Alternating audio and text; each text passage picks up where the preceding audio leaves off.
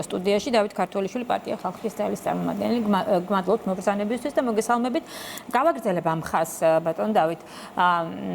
დღეს პარლამენტის თავმჯდომარემ თქვა, რომ წლებია ქვეყნის ფარგლებს გარედან კონკრეტული ორგანიზაციების დაფინანსება მიმდინარეობს მიზანმიმართულად იმის წინააღმდეგ, რომ მოხდეს საპატრიარქოს დაკნინება, პატრიარქის სიცოცხლეშივე გარკვეულწილად მისი ავტორიტეტის დაკნინება, რომელიც ყველა სოციოლოგიური კვლევის მიხედვით წლების განმავლობაში იყო ყველაზე მაღალი.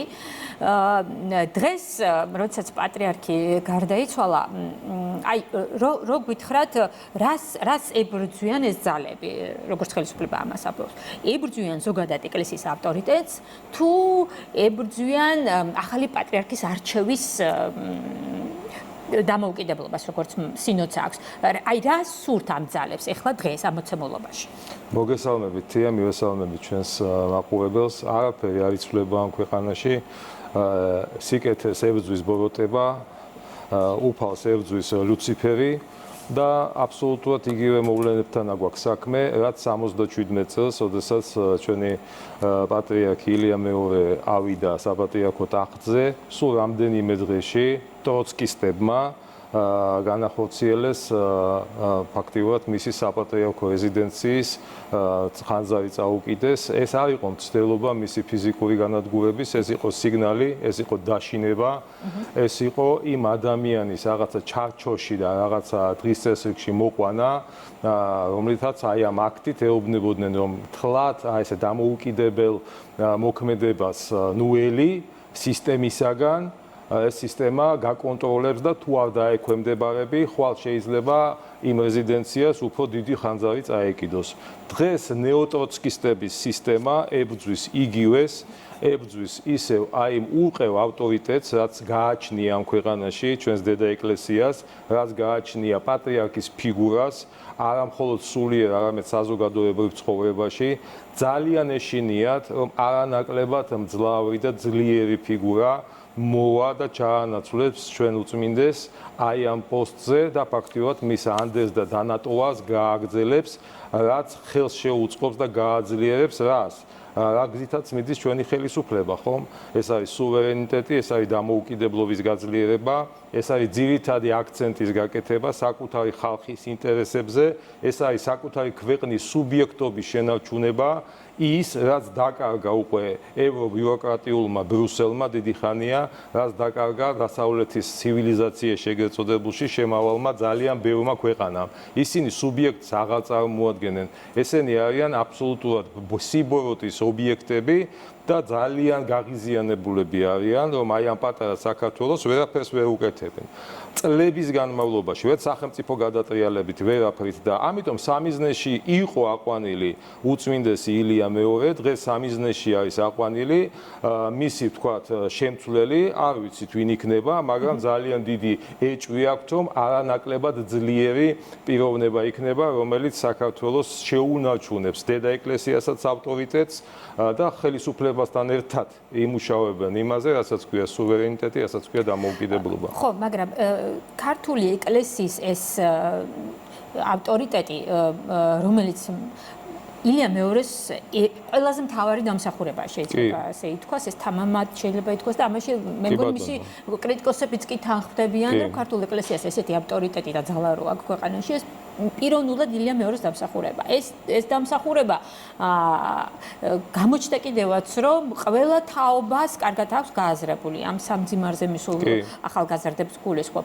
ანუ მხოლოდ ერთი პიროვნების არჩევით, ვინც არ უნდა იყოს ის სინოდი, ვიზაც გააკეთებს არჩევას, ამ ავტორიტეტს რომ ვერაფერს დააკლებენ, ეს აქვთ თუ არა გააზრებული ამ ძალებს, რომელზედაც თქვენ ახლა საუბრობთ. იმიტომ რომ ერთი პიროვნების შეცვლით შეუძლებელია ამ ხელა ავტორიტეტი დაიმსხვრეს ადამიანებში, მორწმუნეებში, საქართველოს მოქალაქეებში. ამ ადამიანებში ეს ჩადებული რომ არ არის, ჩანს იქიდან რომ მათ გათვითცნობიერებული რომ კონდეთ ზოგადად რას ნიშნავს დედა ეკლესია, ვინ არის პატრიარქი, რა არის სარწმუნოება, რა არის ღმერთი, როგორ შეიძლება ჩვენ ურწმუნო ადამიანებს, ღმერთთან მებრძოლ ადამიანებს მოვთხოვოთ რაღაცა სიბრძნე, თორემ ჩემთვის, თქვენთვის და ჩვენთვის უმრავლესობისთვის ხომ, სულ 2-3 დეტალი იყო საკმარისი, როდესაც 2017 წლის გიორგობის წირვაზე 23 ნოემბერს პატრიარქმა იქადაგა და ხმამაღლა თქვა, ყველას უთხრა, რომ სწორედ წმინდა გიორგის შთაგონებით მიიღო მან გადაწყვეტილება შიო მუჯირზე, ხო, მეუფე შიო მუჯირზე, ხო, სიტყვაზე ვამბობ. ხო, ნუ არ ჯერათ, ეხლა აი როგორ გინდათ, ეხლა მორწმუნე ადამიანის, ხო, საპატრიარქოს მრევლის პოზიციიდან რაღაცა დისკუსიაში შევიდე იმ ძალებთან, პატარა ჭინკებთან და მათ უკან მდგომ აი ამ სერიოზულ სისტემასთან, რომლებსაც არ ესმით, რომ უფალს, ღვთისმშობელს, ხო, დედა ეკლესიას ამ ქვეყანაში ვერ დაამარცხებ 10 იმპერიამ ვერ შეძლო ამის გაკეთება და ამ 10 იმპერიიდან 10-ვე ისტორიის რა ქვია არქივებში არის გადაბარებული და მე-11 იმპერია, რასაც ქვია გლობალისტური, ლიბერალისტური იმპერია ხომ ცდილობს რომ რატომღაც თავისას მიაღწიოს. როცა ამას ამტკიცებენ, გსმენიათ თქვენ რაიმე არგუმენტი, რომ პატრიარქს მისი ნებისაწინააღმდეგოდ მაგალითად აიძულებენ ეს. გარდა იმისა, რომ თავადვე ამბობენ, როგორი ჯიუტი იყო პატრიარქი გადაწყვეტილებების მიღებაში, კი, კარგი გაგებით ნამდვილად, ანუ განსაკუთრებით თუ კი ქვეყნის ეროვნულ ინტერესებს ეხებოდა და ეკლესიის ავტოკეფალიას ეხებოდა, ბევრი ისტორია ასეთი მომისმენია. სხვა საპირისპირო არგუმენტი თუ გსმენიათ იმის შესახებ, რომ ეს გარე ძალების მხრიდან იყო, ესე ვთქვათ, მოტივირებული მეუფე შიოს მოსაყდარი გამოცხადება. თუ უფალი წმინდა გიორგი და 10 განსვენებული პატრიარქი ილია მეორე გარე ძალებად არის მოხსენიებული აი ამ კომბინაციაში, ნუ მაშინ ესე იყოს, მაგრამ ჩვენ ხომ ვიცით, რომ ეს ესე არ არის და ამიტომ მე მინდა ვუსურვო ჩვენ სინოდს სიბრძნე, ჩვენ ამ დღეებში ხომ ერმას და ბერმას საკუთარი თავიც კი გავაოცეთ, ჩვენ ნიჭიერი ხალხი ვართ, ყოველთვის ვამბობ ამას და ჩვენ შეგვიძლია უარყოფითი კუთხით და დადებითი კუთხით საკუთარი თავიც გავაოცოთ და მთელი მსოფლიო. მე მგონი საკუთარი თავის და მთელი მსოფლიო გავაოცეთ, იმიტომ 1,5 ადამიანი გამოვიყვანეთ ქუჩაში, არ იყო იმ დღეს არც საცობებით უკმაყოფილება, არც ერთმანეთთან რაღაცა ქილიკის, რაღაცა ქიშპობა ქუჩაში, გაჩუმებული იყო საზოგადოება, გაჩუმებული და 1,5 მართლა პატივისცა ჩვენ პატრიარქს და მე მინდა რომ აი ეს სულისკვეთება ჩვენმა სინოდმა შეინარჩუნოს აი ამ მე-40 დღიდან 60 დღის ჩათვლით და ავირჩიოთ ის, ვინც უფალმა უყვეში არჩია და სინოდმა მხოლოდ და მხოლოდ უნდა აირჩიოს. აი, მოდით არ გავუსწროთ იმ მოვლენებს და ვიზეც არ უნდა შეაჩეროს სინოდმა. ვიზეც არ უნდა შეაჩეროს, კი. არჩევანი და მიიღოს გადაწყვეტილება. რას ცulis ეს იმ ადამიანებისთვის, რომლებიც დღეს ახლა ასე აქტიურად ებრძვიან თუნდაც ეკლესიის ავტორიტეტს. აი, მათი გადასახედიდან რა იცვლება მათთვის? შეგიძლიათ მითხრათ. დაბოლოდინიათ ესე. მათ გონიათ, მე ახლა არ მინდა რაღაცეები ვთქვა ხმამაღლა, მაგრამ მათ გონიათ, რომ წლების განმავლობაში ასე თუ ისე შეძლეს და საკუთარი გავლენის ქვეშ მყოფი კლირიკოსები, მღვდელმთავრები იქნებოდნენ თუ ბერები იქნებოდნენ თუ თეთრი სამღვდელოების წარმომადგენლები, ასე ვთქვათ, ყავდათ შეგზავნილი, გადმობირებული, ზეგავლენის ქვეშ მოხვედრილი ადამიანები, რომლებზეც ფსონი იდებოდა, რომ როდესაც მოხდებოდა ის, რაც მოხდა და დადგებოდა ადგილი ახალი პატრიარქის არჩევისა, მათი წიაღიდან, მათი აი ამ შერჩეული კლასტერიდან იქნებოდა რომელიმე კანდიდატი არჩეული, მაგრამ თვითონაც გაოცებულები იყვნენ, როდესაც დაინახეს, რომ 1,5 ადამიანი ფაქტიურად გამოვიდა არა მხოლოდ უწმინდესის ილია მეორესთან დამშვიდობების მიზნით, არამედ მხარდაჭერის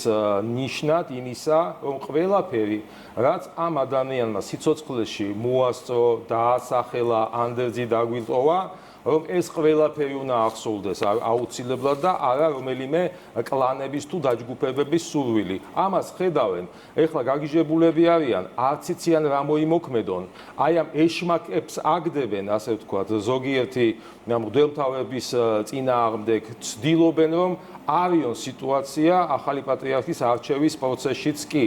ამ ყველაფერს ხედავთ, ამ ყველაფერს ხვდებით და ამის საშუალებას, რა თქმა უნდა, ჩვენი საზოგადოება მათ არ მისცემთ. ძალიან საინტერესო მომენტია, თქვენ უკვე შეეხეთ სტუმართან ამას, რომ აი წარმოიდგინეთ რა, რაღაც ვირტუალური ქართველი ხალხის ინტერესებით აპელირებდნენ, აი ეს ჯო ვილსონები იქნებოდნენ. კითხვა სწორედ ამას ეხება, თქვენ როგორ ხსნით ამ დუმილს? აი წარმოიდგინეთ რა, ვირტუალურიო, აზია ლაპარაკი, ჩვენ ქართველი ხალხის გვერდში ვართ, იქ დემოკრატიის უკუსვლა, აღშფოთებული შეშფოთება და ასე შემდეგ ეს წინადადებები ხო ზეპირად გვახსოვს. დაინახეს 1,5 მილიონი ქართველი ხალხი, რომელიც აი ამ დუმარებაში, გლოვაში, სევდაში მიდიოდა თავის სულიერ მამასთან დამშვიდობების მიზნით და არ იციან რა ქნან. ამ ხალხს მიუსამძიმრონ დეპეშა ამად გაუგზავნონ, მაშინ ირიბად ამ ხალხის არჩევანიც უნდა ცნონ, ხო, იმ ხელისუფლების სახით, რომელსაც ამ ხალხმა მისცა, ასე ვთქვათ, ხმა უკანასკნელ არჩევნებში და რომელსაც არალეგიტიმურ ხელისუფლებად მოიხსენიებენ. მაგრამ კი ბატონო, თუ მათთვის კვლავ რჩება ქართველი ხალხი ლომჯარიას და გვარამიას დონეზე, მათ მაინც გაუგზავნეთ ეს დეპეშა, მათ მაინც მიუსამძიმრეთ, ხო? მაგრამ ხვდებიან, რომ აბსურდში მოხვდებიან, არიან კომაში შესულები, კომიდან ვერ გამოდიან და მე სხვა ახსნა არ მაქვს. ქართველმა ხალხმა ამ 5 დღის განმავლობაში მთელ აი ამ მათ მცდელობას არარსებულ ვირტუალურ რაღაც ქართველ ხალხზე დაყრდნობით და ამაზე აპელირებით რაღაცა მომავალი აეგოთ თავისი მავნებლობის და ძირგამომრთელი საქმიანობის დაამსხვრია ეს ბაბილონის კოშკი ამ ბიუროკრატიის და ჯო ვილსონების იმ ჯო ვილსონის რომელმაც ამერიკის ჰელსინკის ჯგუფის დიდი ხნის წინ დაანონსებული ანტიქართული შეკრება ხომ იმ 21 წევრიდან ჰელსინკის ჯგუფის ამერიკელების ვერც ერთი ვერ მოიყვანა აი ამ ასე ვთქვათ სხდომაზე და ვიღაცა სამი ხალი რაღაცას ლაპარაკობდა. ეს ხომ ბევრს ნიშნავს ძალიან. გასაგებია. კარგი, ძალიან დიდი მადლობა ბატონ დავით.